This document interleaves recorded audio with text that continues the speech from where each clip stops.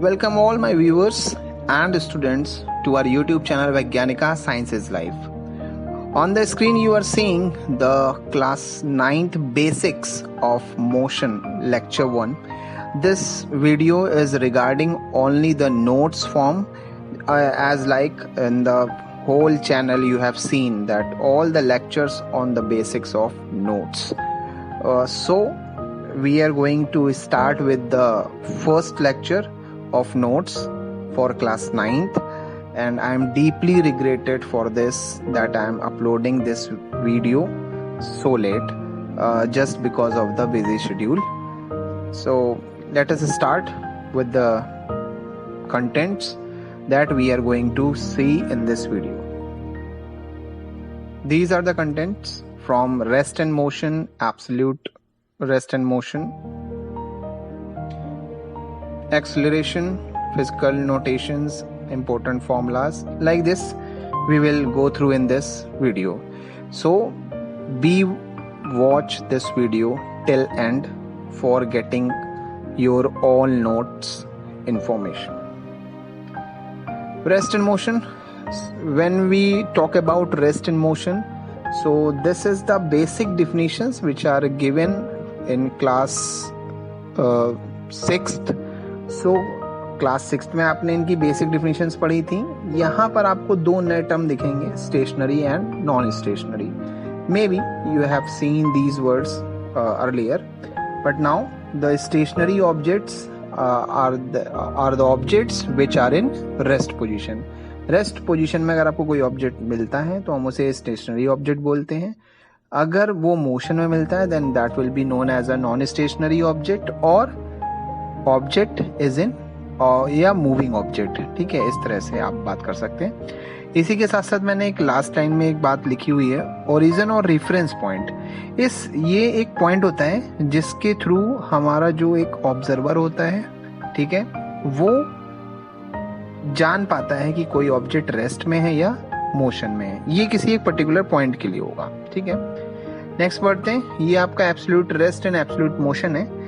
Actually पूरे universe में ऐसी कोई चीज नहीं है जो एक ही टाइम पर, यानी एक फिक्स पॉइंट पर, या मैं कह सकता हूँ कि एक फिक्स टाइम पर रेस्ट में भी हो और मोशन में भी हो. ऐसा नहीं हो सकता है अकॉर्डिंग टू काइनेमेटिक्स. ठीक है, काइनेमेटिक्स अब क्या होती है? काइनेमेटिक्स होती है जिसमें हम रेस्ट और मोशन के बारे में पढ़ते हैं. ठीक है, ये आपके कुछ मोशन के टाइप्स हैं.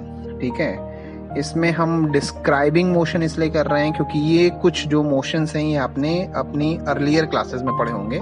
मैं इनको बहुत छोटा सा ब्रीफ करता हूँ. Linear motion, you all will know about this. When an object moves on a straight path, अगर कोई ऑब्जेक्ट स्ट्रेट पाथ पे मूव कर रहा है then that will be known as a linear motion. Curvilinear motion, when an object moves on the curved path. Curved path कैसा भी हो सकता है, जरूरी नहीं है कि वो सर्कुलर ही हो, नॉन सर्कुलर भी हो सकता है. ठीक है, सर्कुलर मोशन की बात करते हैं. When an object moves in a circular path then that will be known as a circular motion. Rotatory motion, when an object moves on its axis. ठीक है, जैसे आपका स्पिनिंग ऑफ अ टॉप. ठीक है, इसमें क्या है कि ऑब्जेक्ट अपनी एक्सिस पे रोटेट होता है, यानी मूव करता है. वाइब्रेटरी मोशन, इनको हम बोल सकते हैं स्मॉल एंड रैपिड ऑसिलेशंस, या part of the body show the two and fro motion, just like the strings of the guitar. Guitar की जो स्ट्रिंग्स होती हैं उनको आपने देखा होगा कि वो गिटार कहीं भी टू एंड फ्रो मोशन नहीं लेता है, लेकिन जो उसकी स्ट्रिंग्स होती हैं वो टू एंड फ्रो मोशन लेती हैं. तो this kind of motion is known as a vibratory motion. Oscillatory motion की अगर मैं बात करूं तो ऑसिलेटरी मोशन में भी टू एंड फ्रो मोशन होता है, लेकिन पूरी बॉडी का होता है. ठीक है, पूरी फुल बॉडी, यानी जो जैसे just like the pendulum of the clock, कि वो क्या है कि वो पूरी फुल बॉडी ऑसिलेट करती है, टू एंड फ्रो मोशन करती है. मल्टीपल मोशन है. मल्टीपल मोशन में क्या है कि एक ही टाइम पर आपके दो मोशन हो रहे होंगे. Suppose that you are riding the bicycle. आप जब बाइसिकल चलाते हो तो उसमें क्या है, बाइसिकल आपकी लीनियर पाथ पे जा रही होती है, लेकिन जो उसका व्हील होता है that shows the rotational motion. ठीक है, या रोटेटरी मोशन. रैंडम मोशन आपने देखा होगा कि the players playing a game in on the field. ठीक है, किसी भी फील्ड में आप देखेंगे क्रिकेट मोस्ट फेवरेट गेम में से एक है, तो इसमें क्या होता है कि आप देखते होगे कि प्लेयर्स जो हैं वो किसी भी डायरेक्शन में मूव कर जाते हैं. So this kind of motion is known as a random motion. I hope कि ये मोशन के टाइप्स आपको क्लियर हो गए होंगे. नेक्स्ट आते हैं हमारा मेजरमेंट ऑफ मोशन. ये बहुत जरूरी है क्योंकि ये जो यहाँ से जो आप सेक्शन पढ़ने जा रहे हैं, these are the basics of motion, जो आपको यहाँ से लेकर के आगे की जो भी क्लासेस हैं, अगर आप साइंस स्ट्रीम में रहते हैं तो वहाँ पे काम आएंगे आपके. Distance, displacement, speed, velocity, acceleration, इसी पर अभी हम बात करेंगे इसी वीडियो में. आते हैं नेक्स्ट हमारे पास स्केलर एंड वेक्टर क्वांटिटीज हैं. फिजिकल क्वांटिटीज, आप एक वर्ड देख रहे होंगे. Physical quantities are those quantities which we can measure. ठीक है, हम ऐसी जो भी क्वांटिटीज हैं जिनको हम मेजर कर सकते हैं. जस्ट लाइक द लेंथ को हम मेजर कर सकते हैं. ठीक है, जस्ट लाइक द टाइम को हम मेजर कर सकते हैं बाय द क्लॉक.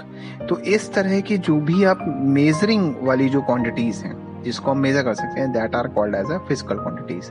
अब इनमें स्केलर और वेक्टर क्वांटिटीज की मैंने डेफिनेशन भी आपको मेंशन करी हुई है. मैग्नीट्यूड यानी नंबर. अगर हम किसी भी डायरेक्शन, अगर किसी भी क्वांटिटी में हम डायरेक्शन को इंक्लूड करते हैं, then that will be known as a vector quantity. अगर इंक्लूड नहीं करते हैं डायरेक्शन को, then that will be known as a scalar quantity. Scalar की स्पेलिंग जरूर ध्यान रखिएगा, LAR होती है. कई बार बच्चे ER लिख देते हैं, वो गलती मत करिएगा. नेक्स्ट, डिस्टेंस और डिस्प्लेसमेंट का एक बहुत बेसिक सा है. देखिए, मैंने आपके लिए कोशिश ये करी है कि आप नोट्स को जब आप प्रिपेयर करेंगे तो मैं मतलब बहुत सी बुक्स में क्या होगा कि आपको डिस्टेंस डिस्प्लेसमेंट का डिफरेंस दिया जाता है. इसीलिए दिया जाता है ताकि आप उसको, जब हम दो चीज़ों को कंपेयर करते हैं तो बड़ी जल्दी वो मेमोराइज हो जाती हैं. तो उसी तरह से यहाँ पर भी क्या है, मैंने आपको ये एक टेबल दी है जिसको आप देख सकते हैं बहुत आसानी से, बहुत ही अच्छे ढंग से, कि जो हमारे डिस्टेंस है वो एक स्केलर क्वांटिटी है, ये बेसिक है, और जो डिस्प्लेसमेंट है वो हमारी वेक्टर क्वांटिटी है. नीचे मैंने लास्ट में सिमिलरिटी भी लिखी है कि दोनों में सिमिलरिटी क्या है. दोनों की जो SI यूनिट है that is similar metre. Next speed और वेलोसिटी है. इसमें भी देखिए मैंने आपको सारी चीजें मेंशन करी हैं. स्पीड क्या होगा, वेलोसिटी क्या होगा, ये सारी चीजें मेंशन है पूरी, आप स्क्रीन पर देख रहे हैं. और यहाँ पर जो इनकी SI यूनिट्स हैं वो भी मेंशन है. नेक्स्ट आते हैं एवरेज स्पीड और एवरेज वेलोसिटी. ये दो डिफरेंट थिंग है. ठीक है, स्पीड और वेलोसिटी जैसे एज अ डिफरेंस आपने देख ही लिया है कि वो दोनों में डिफरेंस है, इसीलिए इनका एवरेज स्पीड और एवरेज वेलोसिटी में भी डिफरेंस है. नेक्स्ट आता है हमारा एक्सेलरेशन. एक्सेलरेशन के बारे में जो डिफिनीशंस हैं मैंने लेफ्ट और राइट में लिखी हुई हैं. एक्सेलरेशन की डिफिनीशन आप देख रहे होंगे और उसकी SI यूनिट भी आप देख रहे होंगे, मीटर पर सेकेंड स्क्वायर. ये 3 टाइप्स के होते हैं, पॉजिटिव, नेगेटिव एंड जीरो. इसमें अगर इंक्रीज होता है तो पॉजिटिव एक्सेलरेशन है, डिक्रीज होता है देन नेगेटिव है, और अगर कोई भी वेलोसिटी नहीं है, अगर वेलोसिटी जीरो है, then that will be known as a zero acceleration. Next, ये आपका यूनिफॉर्म और नॉन यूनिफॉर्म, क्योंकि आपके सिलेबस में जो मोशन है वो यूनिफॉर्म और नॉन यूनिफॉर्म का या वेरिएबल मोशन का है. तो इसके ये दो, इनको भी मैंने एज अ डिफरेंस आपके सामने प्रेजेंट किया है. आप इसको ध्यान रख सकते हैं, पढ़ सकते हैं. ठीक है, कि अगर इक्वल डिस्टेंस कवर हो रही है इक्वल इंटरवल ऑफ टाइम में, then that will be known as a uniform motion. अगर अनइक्वल डिस्टेंस कवर हो रही है इक्वल इंटरवल ऑफ टाइम में, then that will be known as a non uniform motion. ये बेसिक डिफिनेशन है. ठीक है, इसके बाद हमारे पास आती हैं कुछ डिफरेंस हैं. अब जैसे मैंने स्पीड और वेलोसिटी के डिफरेंस आपको बताए थे, उसी तरह से मैंने यहाँ पर यूनिफॉर्म स्पीड और यूनिफॉर्म वेलोसिटी का डिफरेंस शो किया है. नॉन यूनिफॉर्म स्पीड और नॉन यूनिफॉर्म वेलोसिटी का डिफरेंस भी शो किया है. कांस्टेंट स्पीड और कांस्टेंट वेलोसिटी का भी डिफरेंस आपको हमने शो किया है. ये बहुत बेसिक चीजें हैं, क्योंकि जब आप ग्राफ करोगे, मैंने आपको बोला कि ये जो लेक्चर की सीरीज है वो हम आप ही के लिए तैयार कर रहे हैं. इसमें आपको 4 लेक्चर्स मिलने वाले हैं. लेक्चर 1 ये आप अभी देख रहे हो, इसके बाद आपको 2, 3, 4 मिलेंगे, और बहुत जल्दी हम उसे अपलोड करेंगे ताकि आपका जो सिलेबस है वो रुके नहीं, जल्दी से जल्दी आप आगे बढ़े. आप स्क्रीन पर देख रहे होंगे इनके डिफरेंसेस, बहुत ध्यान से इनको देखिएगा, और you can take the snapshot also of it. Next, ये हमारे कुछ फिजिकल नोटेशन है. देखिए, जैसे कि फिजिक्स में क्या होता है कि कोई भी चीज का नोटेशन बहुत जरूरी है. नोटेशन इन द सेंस, आप जब बात करेंगे तो नोटेशन का होता है मतलब रिप्रेजेंट करना किसी भी चीज को। जैसे हम इक्वेशंस करते थे मैथ्स में, तो उसमें एक्स वाई लेट कर लेते हैं, ठीक उसी तरह से यहाँ पर भी है। यहाँ पे बस लेट नहीं करना है, यहाँ पर आपको चीज़ें एक स्पेसिफाई होंगी, बताया जाएगा कि डिस्टेंस इस तरह से रिप्रेजेंट करनी है, डिस्प्लेसमेंट इस तरह से रिप्रेजेंट करनी है।